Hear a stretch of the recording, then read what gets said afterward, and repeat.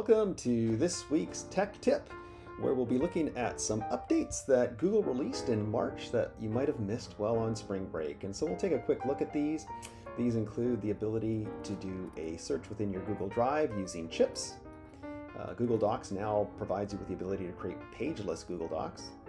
And the last is to add a summary to a Google Doc. So we'll take a quick look at each one of these. So we now have the ability to use chips while searching within your Google Drive. So here I am within my drive, and so I can always do a search by a word within here. This is a basic search.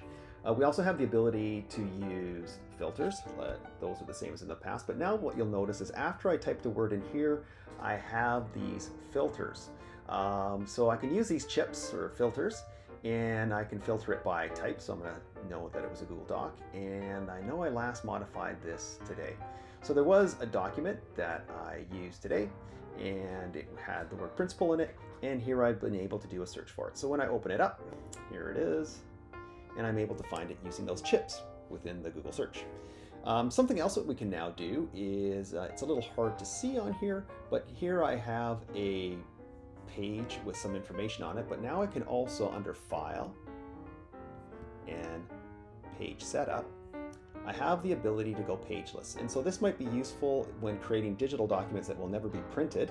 So keep that in mind. You're not going to want to print these because they will just be one continuous page. So I can make this a pageless doc, click on that, and I can set it as a default if I want. I can change my background color to highlight it a bit and just click on OK.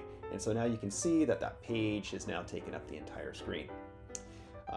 And the last tip, or the last feature that's been released, is the ability to add a summary. So if I click on the outline, which is over on the far left here, I have the ability to add a summary. So we can just click on the pencil and we can add a summary in here. And why this is useful is now when I share this with someone, so here I've shared it with another user, so when this person goes into their shared with me, they will find this document, and when they click on it, rather than read the entire document, they can look right here, and it provides them with a summary. So they'll see it here. They'll also be notified via email. So when they open their email that this document's been shared with them, it provides them with a summary right here as well, so they'll know what this document's about. And also when they open it, they too will also see the summary within the document. So there you go, 3 new features within Google that have been released in March. Hopefully you can find those useful for yourself or for your students.